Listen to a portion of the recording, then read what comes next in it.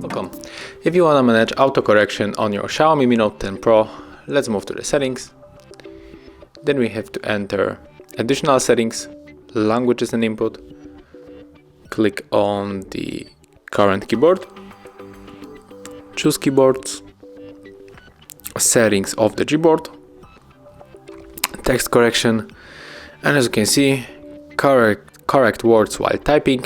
This is the autocorrection option, and with this marker we can adjust this function. So set it like you want and enjoy this really useful thing on your XIAOMI Mi Note 10 Pro. Thank you for watching. Leave thumbs ups, comments and subscribe to our channel.